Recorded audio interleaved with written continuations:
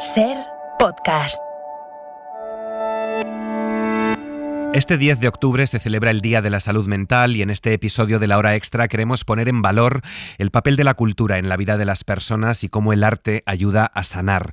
Librerías de toda España se han sumado a una campaña para concienciar sobre la importancia de la salud mental y emocional, que será la primera causa de discapacidad en el mundo en 2030.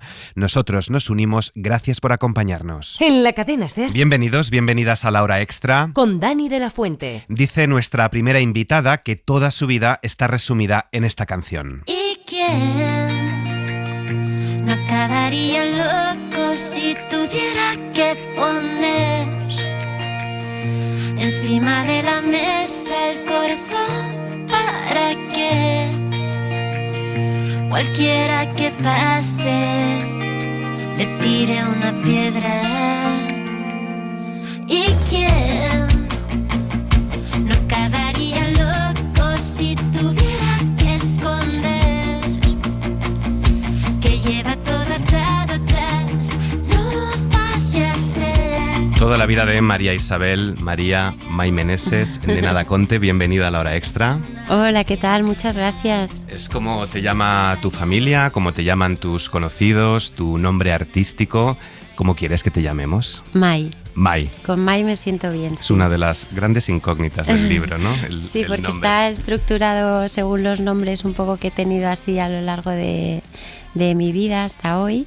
Y bueno, es un poco gracioso, ¿no? Que cada nombre parece que lleva unos atributos diferentes. Uh-huh. Puedes cambiar tu nombre, pero hay cosas de las que no puedes huir. Y todas esas cosas de las que no puedes huir y de las que vamos a hablar las has volcado en una autobiografía que se llama Tenía tanto que darte, en Plaza y Janés. Y esas cosas de las que no puedes huir son la depresión, la psicosis, la ansiedad, el miedo, las inseguridades, un trastorno límite de la personalidad, dices en el libro, y explicas 3 razones por las que has querido escribir y publicar este libro. Hay un poquito de terapia personal, autoterapia. Hay también terapia colectiva, el compartirlo con los demás, y también un poco de exhibicionismo, ¿no? ¿Cuáles son las razones? Cuéntanos, para escribir el libro. Sí, yo empecé a escribirlo un poco justo después del confinamiento. Me entraron ganas de poner un poco de orden en mis ideas y un poco saber quién soy, de dónde vengo, a dónde voy.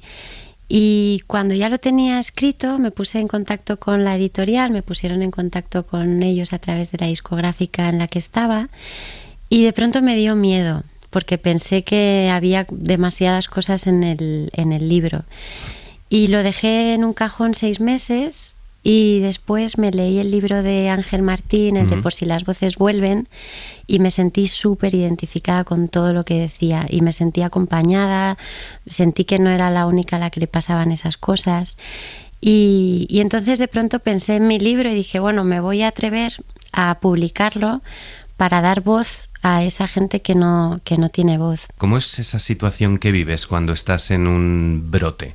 ¿Cómo es eso de estar como viviendo en un videojuego donde constantemente ves señales y mensajes que hay que descifrar para poder pasar de pantalla? Bueno, la verdad que me ha costado bastante escribir estas partes porque es como si intentaras explicar un sueño y normalmente no te acuerdas de los detalles, no te acuerdas de cómo es exactamente lo que pasa por tu cabeza, pero lo que dices tú, ¿no? Había señales por todas partes y yo me obsesioné con que tenía que descifrarlas para poder volver a tener éxito en la música, ¿no? Entonces, de pronto escuchaba la radio y escuchaba al locutor decir algo de mala suerte y yo justo tenía una canción que no había sacado que se llama Mi mala suerte. Entonces yo interpretaba que el locutor estaba lanzándome un mensaje en clave de que esa era la canción que tenía que sacar, ¿no? Imagínate así con todo, ¿no? En la vida. Era muy estresante. Todo esto que nos está contando, May lo cuenta también en el libro y encima acompaña todo ese repaso con códigos QR, que eso es muy interesante, ¿no? Uno puede escanearlo y entonces te lleva a esa canción de la que está hablando para que el lector contextualice el momento creativo, o te lleva a momentos de tu paso por la academia. Esto también es muy original. Sí. Lo del código QR, la verdad es que lo copié del libro del chico de la habitación roja. que me gustó mucho ese libro y me gustó que fuera ampliando un poco lo que estaba diciendo con canciones.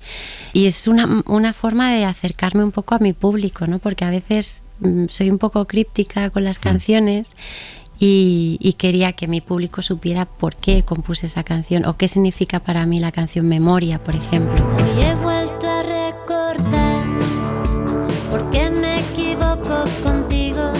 Si le hago caso a la percepción, me voy dando porrazos. Haces un repaso en el libro de toda tu carrera, desde antes de la entrada en la academia, tu paso por la academia, ese breve paso, porque fuiste la primera expulsada de la segunda edición, hasta todo el éxito y lo que ha llegado después, hasta hoy, hasta la pandemia. ¿Tu paso por OT marcó esos problemas de salud mental? Quiero decir, ¿estaban ahí y explosionaron por ese éxito brutal, vivir en un gran hermano? Yo creo que al principio no fui consciente de ello y de hecho me lo tomaba todo con mucho sentido del humor, ¿no? Yo iba diciendo por ahí que era la telonera de los chicos de Operación Triunfo, ¿no? O sea, yo no me consideraba siquiera concursante de mi edición. Y luego con el tiempo me di cuenta de que sí que había hecho mella, de que haber estado varias firmas de discos yo sola frente a la cola vacía, eso pues te hace que te compares con otros compañeros, que pienses que no tienes suficiente talento. Yo creo que eso sí que hizo herida. Hay mucho de boicot a ti misma, ¿no? Esto que estás describiendo es lo que llamas en el libro el síndrome de la impostora, ¿no? Sentir constantemente que no estás a la altura del resto, eso te devoraba por dentro, dices, que estás estafando al público, ¿no? Sí, yo lo cuento, digo, cuando el público se entere que detrás de todo este éxito de Nena da Conte solo hay una campaña de marketing, ¿qué va a pasar conmigo, no? Y sí que tenía mucho miedo, pensaba que nada de lo que ocurría tenía que ver conmigo, no tenía que ver con mi talento, ni con las canciones, ni con la voz, nada. Escribes en el libro: escribir esta autobiografía ha sido como si hubiera ido cogiendo todos esos pensamientos que aparecían en la pantalla de la mente y los hubiera ido pasando directamente al papel, como cuando compongo, sin pensarlo demasiado en muchos casos. Y nos has dicho hace un momento que tenías miedo de a lo mejor haber compartido demasiadas cosas. ¿Has releído el libro? ¿Estás contenta con el resultado? El libro lo he leído muchísimas veces porque lo escribí en un mes y lo he corregido en un año. O sea, cada vez que lo corregía lo leía, ¿no? Otra vez. Hasta el final, que fue las correcciones tipográficas. Bueno, ha sido como muy bonito escribir el libro.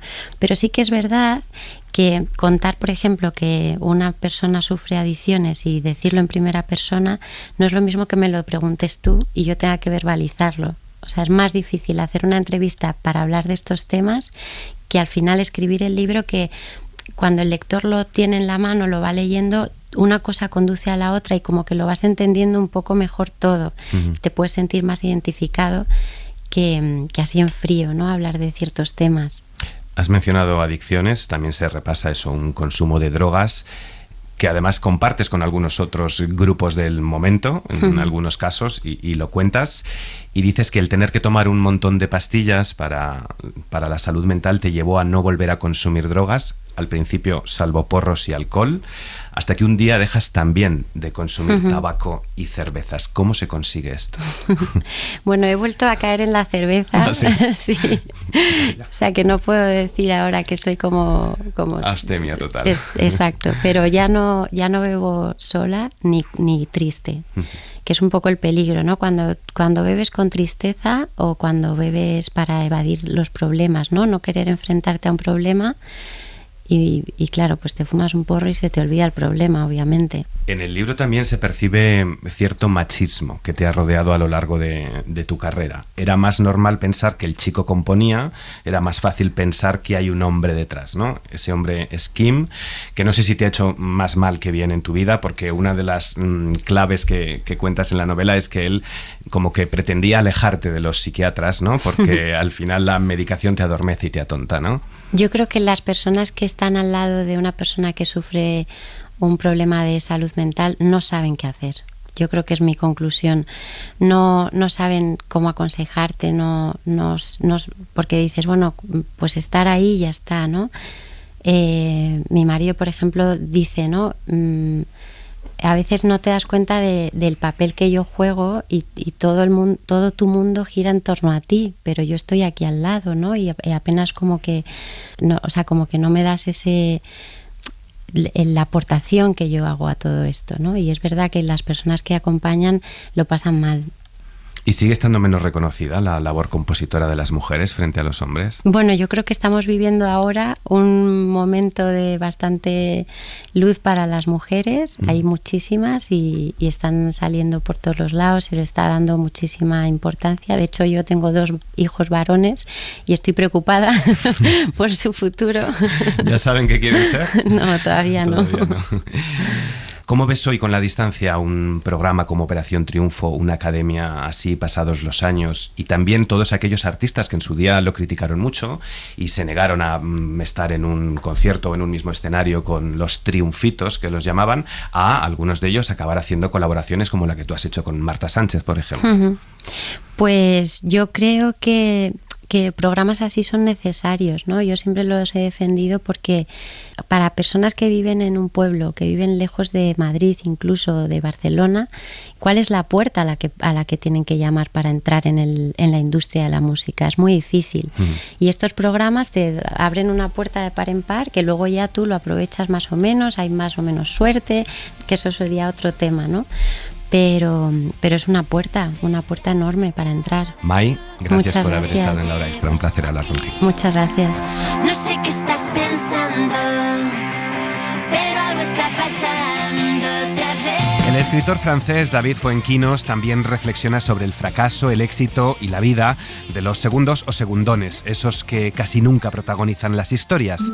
Fuenquinos ha visitado estos días España para presentar su nueva novela con Alfaguara, número 2, una ficción tragicómica con elementos reales que recrea la historia del niño que se quedó segundo en el casting para encarnar a Harry Potter, el célebre personaje de J.K. Rowling. Laura Piñero ha charlado con él en el Instituto Francés de Madrid. L'histoire est venue quand je suis tombé sur une interview de la directrice de casting de Harry Potter. David Fuenquinos estaba leyendo en internet sobre el universo de Harry Potter cuando dio por casualidad con una entrevista a la directora de casting que contribuyó a elegir al niño que encarnaría al popular personaje para el cine. De los cientos de candidatos que se presentaron a las audiciones, solo 2 llegaron a la final, ambos con actitudes muy similares. Y es verdad que la directora de casting dijo que eligieron a Daniel Radcliffe porque tenía ese pequeño algo diferente, ¿no? Ese pequeño algo de más. Y a mí inmediatamente me pareció terrible para el número 2. Finalmente, y tras mucho debate, optaron por Daniel Radcliffe. Cambiaron su destino para siempre. Pero, ¿qué pasó con el segundo? ¿Cómo convivió con la frustración y el éxito mundial de los 7 libros y películas de la saga? ¿Cuál era su historia? Fuenquinos la imagina en su nuevo libro número 2. Una ficción que incluye partes reales como la vida novelesca de J.K. Rowling, todo lo que rodeó a la publicación de Harry Potter o su adaptación para el cine. Inventa una vida para aquel niño cuya identidad es desconocida, una tragedia aderezada con momentos cómicos y que reflexiona sobre lo que es el fracaso. Y de hecho muchos lectores me han hablado a raíz del libro de sus propios fracasos, porque yo creo que lo que aborda el libro es la virtud también que hay en fracasar, cómo se puede uno recuperar, qué se puede sacar de bueno de los fracasos. Tanto el personaje principal, Martin Hill, como el lector irán encontrándose con las historias de otros segundos, condenados al olvido, como la del músico Pete Best, que fue expulsado de los Beatles poco antes de que lideraran las listas de ventas. También nos sitúa frente al espejo de una sociedad que amplifica más que nunca los fracasos a través de las redes sociales. A la comparaison avec la vie des autres. Nos comparamos constantemente con los demás. En este sentido, las redes sociales le dan una dimensión inédita. Uno puede ir bien, pero si está constantemente expuesto al éxito ajeno, pues ya la cosa cambia mucho. En la novela destacan otros personajes como el padre del niño y las relaciones familiares que se entretejen con la particular mirada de Fuenquinos, experto en retratar las luces y sombras de lo cotidiano. Asegura el autor, conocido por títulos como La biblioteca de los libros rechazados, que en todo este proceso de escritura ha aprendido que el gran triunfo de la vida es ser feliz. Y yo, por supuesto, he fracasado muchas veces. En lo literario, realmente el éxito me vino con mi 8º libro, La delicadeza. Y en mi vida amorosa también he fracasado muchas veces. De momento, su libro ya es un éxito. Daniel Radcliffe se ha manifestado muy ilusionado por su existencia. Se ha traducido en varios países y será llevado al cine próximamente. Ce livre va devenir un film.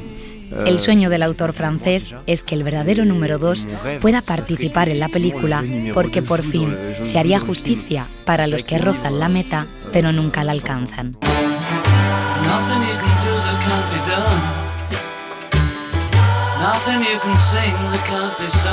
La cultura está plagada de teloneros, que decía Mai, de segundones, otros muchos y muchas números 2, rozando con los dedos la gloria, algunos con problemas de ansiedad por quedarse siempre a las puertas del éxito. Pepa Blanes nos ha hecho este repaso. El mundo del cine o de la literatura está lleno de números 1, de esos que consiguen ganar el Oscar, la Palma de Oro en Cannes, el Nobel o cualquier concurso y premio literario. Nadie se acuerda, sin embargo, de los segundos, de los finalistas, de los que estuvieron a un voto o a unos pocos de lograr el premio. But anyway, to play a character is so internal, and I'm thinking of my mom. Si hablamos de los Oscar, aunque no conocemos la puntuación total de cada una de las votaciones, sí sabemos que Glenn Close siempre ha estado a las puertas de ganarlo, pero nunca lo ha conseguido. And the Oscar goes to Meryl Streep, the Iron Lady. En las quinielas que la prensa hace del Premio Nobel de Literatura, inundan unas 15 o 20 candidaturas de escritores y escritoras de todo el mundo. De todos ellos, solo uno logra el prestigioso galardón cada año. Los segundos suelen guardarse de año en año, algunos incluso se enquistan con ese adjetivo de eterno candidato asociado a su nombre y apellidos. Le pasa al japonés Murakami. And his continued literacy achievements. I am proud to award. ¿Y qué pensará de todo esto ese escritor francés que quedó segundo en el año 78 del premio Goncourt en Francia, mientras que el galardón cambió la vida a Patrick Modiano, que desde entonces no ha parado de acumular premios, también el Nobel? It is a great honor to introduce the Nobel laureate in literature, writer Patrick Modiano. Es lo que ha ocurrido también a ese segundo puesto de Eurovisión del pasado Festival de la Canción, que lo ganó Ucrania, pero recordamos mucho más al segundo premio. Fue Inglaterra, que al final será el país que lo organice.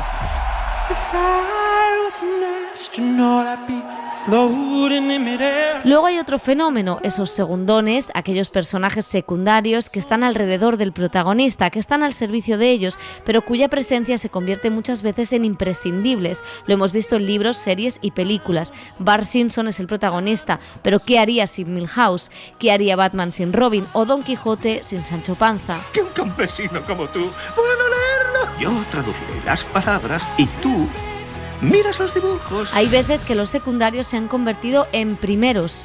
Pasa en el cine y en la televisión. Anda, ¿qué hay para cenar? Patatas con costillas. ¿Y dónde están las costillas? ¡En la tienda! Aída, el personaje de Carmen Machi en 7 vidas, se convirtió en protagonista en una nueva ficción. Aída, dedicada a ella y a su familia. Sigue nadando, sigue nadando, sigue nadando, nadando. Y lo mismo pasó con Dory, el pez despistado, que era el mero comparsa de Buscando a Nemo. Después de años ya tuvo su propia película.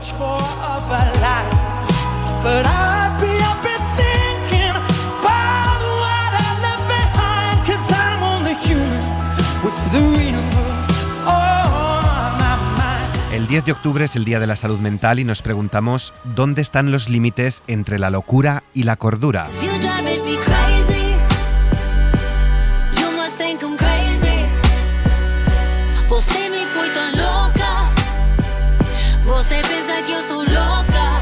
Así que les recomendamos la exposición Francesc Tusquelles como una máquina de coser en un campo de trigo, organizada por el Centro de Cultura Contemporánea de Barcelona y el Museo Reina Sofía.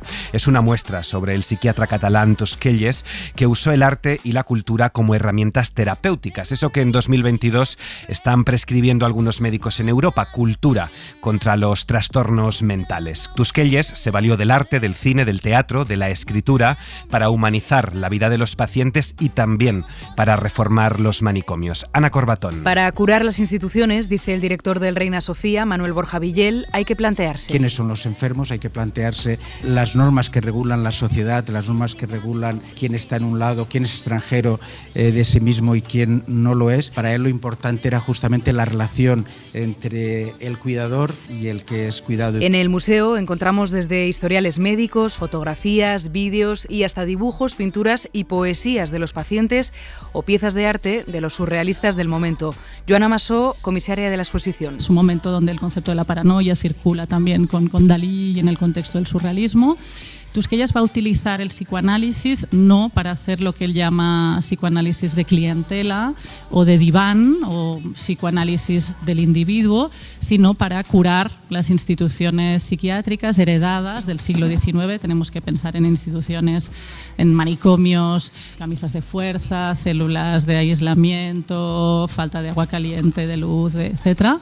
Tusquellas va a hacer cursos de psicoanálisis para todo el colectivo psiquiátrico, es decir, Tusquellas piensa que los psiquiatras, que las monjas, que los enfermeros necesitan ser formados en psicoanálisis para curar el conjunto de la institución psiquiátrica.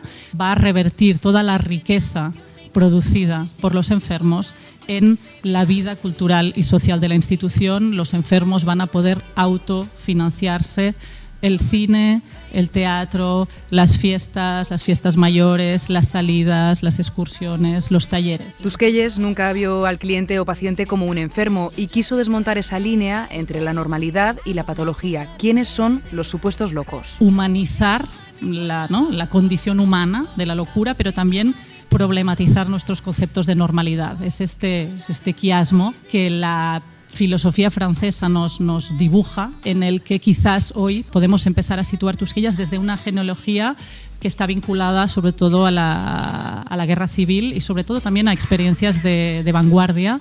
Creo que es muy importante que esta exposición pueda contribuir a redibujar los vínculos entre la Segunda República y el conjunto de las vanguardias clínicas, políticas y culturales dentro de este proyecto inmenso, ¿no?, que se dibuja sobre todo en la segunda mitad del siglo XX y que vemos en Foucault, vemos en Deleuze, vemos en Guattari, que también trabajará con Tusquellas y continuará su proyecto en la clínica de Laborde, que es la cuestión de el debate entre normalidad y patología. A esto dedicó toda su vida como jefe de psiquiatría del Ejército Republicano y después exiliado, trabajando siempre con artistas e intelectuales. Un precursor del arte terapia que asociaciones como Cultura en Vena tanto trabajan hoy. De la Segunda República y la dictadura a la transición, en 1979 Torcuato Luca de Tena publicó Los renglones torcidos de Dios, una de las novelas más vendidas en España y que décadas después por fin tiene adaptación cinematográfica. Se ha estrenado este fin de semana. Tuvo que pasar algo allí dentro, pero la policía no quiere escucharme. ¿Preparada? Voy a averiguar qué le pasa a su hijo. Como la protagonista de esta historia, el escritor trazó un plan para internarse en un psiquiátrico y estudiar a los enfermos mentales durante 20 días. Bárbara Leni es Alice Gould, la protagonista. Eduard Fernández es el director del centro psiquiátrico. Un duelo sobre las enfermedades mentales y su estigma que conecta con la actualidad. El tema que sale así como más recurrente, ¿no?, como esta cosa de la salud mental, el tratamiento de la salud mental. La película se enfoca en ese momento de tránsito un poco entre la psiquiatría antigua y la psiquiatría moderna, o la entrada en el contemporáneo de la psiquiatría. Y luego, a raíz de lo que decía Bárbara, ¿no?, el ser fieles a retratar un momento histórico, ¿no?, que es 1979, donde está cambiando el país, pero están cambiando ciertas cosas también dentro de una institución mental, con lo cual hay una nueva psiquiatría que está empujando a la vieja fuera. Y de alguna manera están luchando por que no exista el estigma, que en la época sí que existía, ¿no? Y nosotros, lo retratamos y lo contamos, pero hay unos personajes que están cuestionando constantemente, ¿no?, esta manera de funcionar. La hora extra.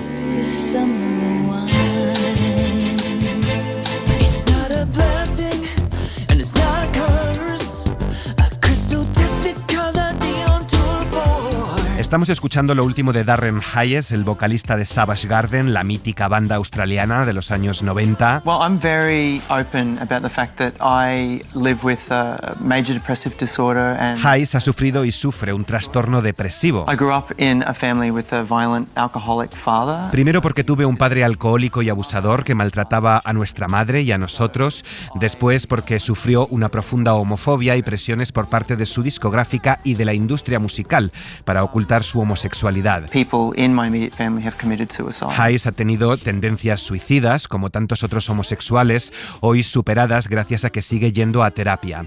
Ha publicado este fin de semana Homosexual, un disco donde vuelca toda esta homofobia que ha sufrido, un canto reivindicativo a la libertad de amar a sus 50 años.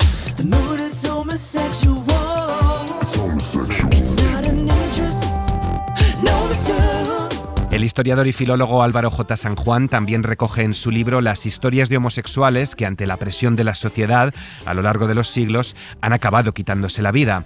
Álvaro es Otto Más en Twitter y acaba de publicar Grandes maricas de la historia con la editorial Plan B. Muchos grandes, porque fueron grandes, homosexuales a los que les han eliminado la sexualidad y que tuvieron papeles muy importantes en la historia de la humanidad. Desde Roma y la Grecia clásica hasta las puertas del siglo XX, San Juan repasa personajes como Miguel Ángel o Shakespeare, a los que se ha heterosexualizado, a los que se les reescribieron incluso cartas y poemas. O sea, a mí me parecía chocante, ¿no? Que por el hecho de tener una sexualidad diferente, personajes tan importantes en la historia como Miguel Ángel o Leonardo, se les borrase parte de su personalidad. Y entonces, leyéndolo, dije, como colectivo, y no solo nosotros como colectivo, sino también los que no forman parte del colectivo, o sea, la gente heterosexual, necesita saber que siempre hemos estado ahí, porque parece que es como, ay, no, es que ahora está muy de moda.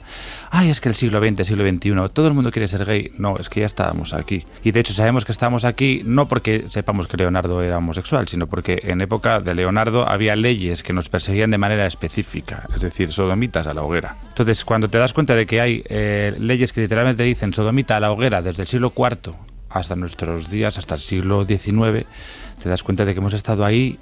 Y aunque nos han ocultado, nuestros propios perseguidores nos han dado fe de existencia con sus leyes en contra de nuestra propia existencia. Por eso es importante destapar la sexualidad. Hay a quien le puede parecer innecesario, porque a estas alturas, a mí que me importa. Y es muy importante porque parece que si es Eduardo II y su homosexualidad no es importante, pero si es Enrique VIII y su sexualidad, que tenía que tener una mujer cada fin de semana, como quien dice, entonces sí que es importante. Entonces, bueno, no puede ser que sea importante si eres heterosexual y no es importante si eres homosexual. Sí, porque influye en todo lo que haces, y en el reinado de Eduardo II influyó hasta llegar a una guerra civil. En el libro hay un capítulo de grandes éxitos españoles, entre los que se encuentra Cervantes. Se sabe muy poco porque su obra evidentemente ha eclipsado al propio autor, pero es muy curioso saber que no solo es que sepamos ahora que las posibilidades de que él fuese homosexual son un 99,9%, sino que es que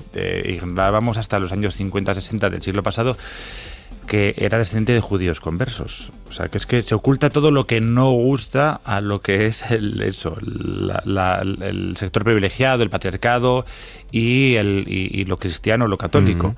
¿Cómo va a ser el referente de las letras españolas, el creador de la novela universal? No puede ser homosexual, porque se sigue teniendo el concepto de que la homosexualidad está mal. Y como está mal, atribuírsela a cualquier personaje es un insulto. ¿Cómo te atreves a decir que Newton era homosexual? Bueno, no es que me atreva, es que ¿por qué no lo hemos dicho? Cervantes era homosexual, se movía a mentes homosexuales, y eso no le hace peor escritor ni peor persona, simplemente, bueno, pues le gustaban los hombres. Grandes maricas de la historia es como un gran hilo de Twitter, muy entretenido, desenfadado, pero bien documentado. A la gente le encanta saber cosas, le encanta saber historia, le encanta saber sobre cotilleos, le encanta todo lo que sea ligero, porque está claro que lo académico está ahí y está al alcance de todos y nadie lo consulta. ¿Por qué? Porque es muy aburrido y es muy duro de leer y no es muy divulgativo, aunque sea cosa muy interesante.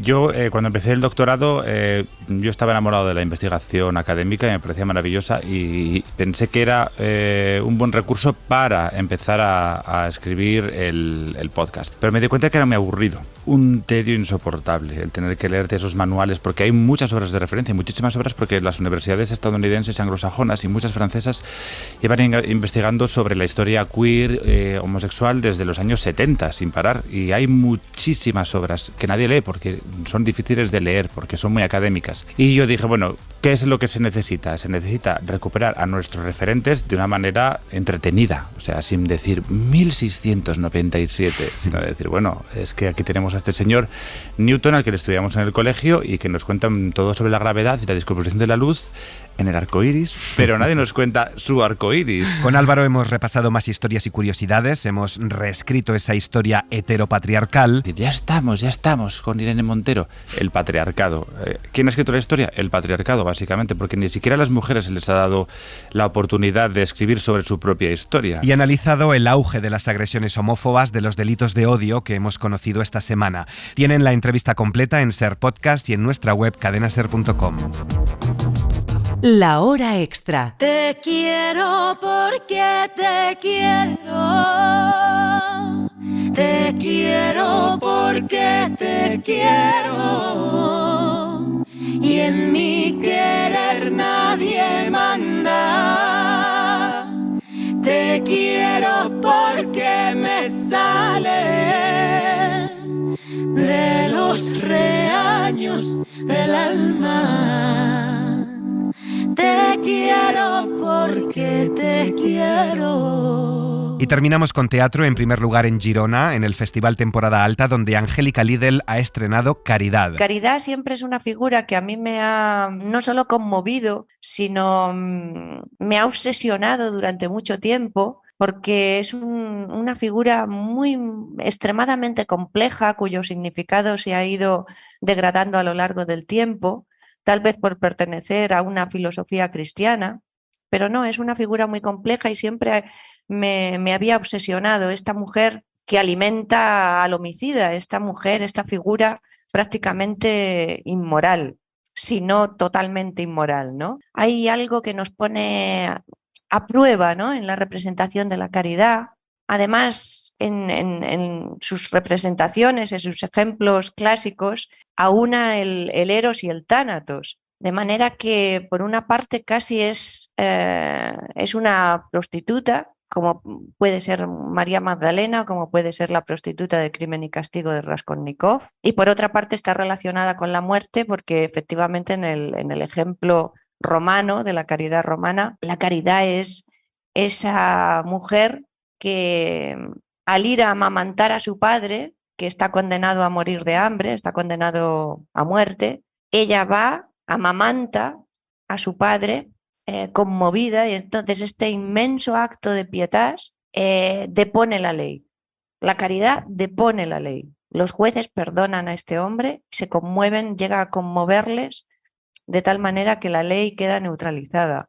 Y esa es la conmoción que yo también busco con la expresión estética, hasta el punto de deponer la ley. Por eso, en Caridad hago una equivalencia entre el artista y el criminal. Lo que expresan es su total libertad, ¿no? La obra es una aproximación a la caridad, a la piedad y a la pena de muerte, dividida en 9 capítulos con la voluntad de sacudir al público. Es una sala de museos donde está la guillotina. El siglo XVIII y la guillotina atraviesa toda la obra y es el gran símbolo de la libertad, ¿no? ¿Qué hacemos? ¿Qué pasa con ese gran símbolo de la libertad? ¿Cómo lo ponemos en conflicto cuando resulta que la guillotina y la pena de muerte estuvo activa en Francia hasta 1977, ¿no? Entonces, ¿cómo sometemos la pena de muerte a la capacidad de perdón, ¿no? De perdonar, cómo se enfrenta a la caridad? Yo quiero situarles frente al máximo perdón, al público, ¿no? Frente a su máxima capacidad de perdón. Una invitación a medir nuestra capacidad de compasión hoy. Según la dramaturga, la caridad mide el nivel de represión y escándalo en cada cultura, así como su madurez. No incluyo la política en mis puestas en escena. Siempre mis obras son una apuesta por la belleza, ¿no? Por el terrorismo de la belleza. Que lo que intento es poner al hombre en conflicto o al público, situarlo ante un conflicto, ¿no? Creo que estéticamente solo lo inmoral nos eleva intelectualmente por encima de la masa indiferenciada, por encima de la opinión general, por encima de las buenas intenciones. Solo lo inmoral nos eleva intelectualmente y nos incluye, como el Marqués de Sade, en el racionalismo, ¿no? No en la razón, sino en el racionalismo, que es lo que nos eleva intelectualmente, ¿no? Y esto solo se hace a través de lo inmoral. De Girona a los teatros del Canal, en Madrid, donde Marianela Morena ha presentado Muñecas de piel. Soy Cervera, la fiscal. Y como fiscal estoy a cargo de la Fiscalía de Delitos Sexuales y Violencia Doméstica y Violencia Basada en Género de quinto turno. Asumí un lunes y el martes ya estaba trabajando en la Operación Océano. Es la operación más grande y también la más mediática de la historia del Uruguay. Una obra teatral basada en un caso de explotación sexual de menores destapado en 2020 en Uruguay, cuando hallaron muerta a una joven de 17 años y en su móvil encontraron chats eróticos de adultos con ella y con otras adolescentes. 32 personas fueron imputadas. Un exjuez de menores, abogados, arquitectos, docentes, empresarios, concejales. Buen esposo, buen ciudadano, buen profesional. Esto genera una gran conmoción porque empieza a aclarar qué significa explotación sexual, qué significa prostitución. Si es una chica menor, si son chicas menores, no podés hablar de prostitución, aunque haya un intercambio monetario en el medio. Esto es explotación, porque hay un adulto que sabe que hay una menor y que a cambio de servicios sexuales hace una retribución. Eso es explotación sexual. Hay que ver cómo se ofrecen estas nenas. Se venden por las redes, las fotos que publican. ¿Cómo provoca? Entonces empieza a comunicar a la ciudadanía las diferencias entre unas cosas y otras, lo que está pasando, lo que es la ley, cómo protege a las menores, lo que significa la vulnerabilidad, porque a veces siempre tenemos esto de pensar, sobre todo en países con economías más frágiles, que estas chicas lo hacen solamente porque tienen problemas económicos en sus casas. Son chicas de clase media, en este caso en Operación Océano, que lo hacen para hacerse cirugías o para comprarse ropas de marca o porque hay una presión también social y cultural sobre la estética y la belleza y que tienen que conseguir ciertos estándares físicos. Entonces es muy complejo. Es un caso real, una investigación periodística llevada a la ficción. Decía Angélica Lidl que ella no hace política, que solo trabaja la poesía y desde la poesía.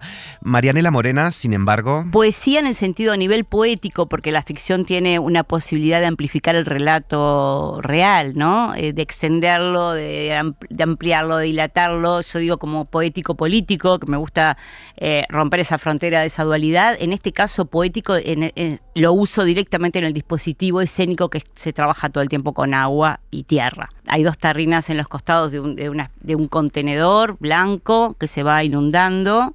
No a la platea, al escenario, la gente va a salir sequita, ¿no? Por lo menos exteriormente va a salir sequita, interiormente ya no sé. Y eso los va mojando al actor y a las actrices que están vestidos como estás vestido vos, así como salimos a la calle, no hay un vestuario especial, no hay un vestuario abstracto ni poético, pero sí lo que se te sucede, ¿no? Cómo lidias con ese obstáculo permanente que es que te vas empapando, que te vas cayendo, que la ropa se te pega, pero tenés que ir siendo un parlamento realista. Entonces ahí empieza a suceder otra dimensión y otra densidad que lo genera este otro elemento tan importante como es el agua. Interpela al espectador hasta dejarlo sin aire, dice. A mí me interesa, cuando trabajo escénicamente, me interesa mucho generar un diálogo con el hoy, con la tribuna viva, que es nosotros trabajamos el presente, que es algo efímero, ¿no? Cuando estamos creando, cuando estamos arriba del escenario, cuando producimos y cuando nos comunicamos y conectamos con la platea también es presente. Entonces, ¿desde qué lugar que no sea lo directamente participativo hace que esta persona que está en esta butaca butaca escondida en esa cuarta pared, en la oscuridad, sentado también con desconocidos, compartiendo sus emociones, puede ser subido directamente al escenario sin que su cuerpo lo sea, ¿no? De qué manera generamos otro tipo de tensión dramática, otro tipo de hilo de comunicación que no sea solamente estamos acá y ustedes están allá. Desde ese lugar he pensado mucho este trabajo que nos ha sacudido a todos y a todas como sociedad en Uruguay y en el mundo occidental. Digo occidental porque ya el otro mundo ya no puedo seguir hablando. Entonces, cuando trabajas con lo real también tiene eso, ¿no? Con algo que está sucediendo ahí afuera y que sigue sucediendo, como es este caso. Hemos hablado con Marianela en la SER, tienen la entrevista en el podcast de La Hora Extra.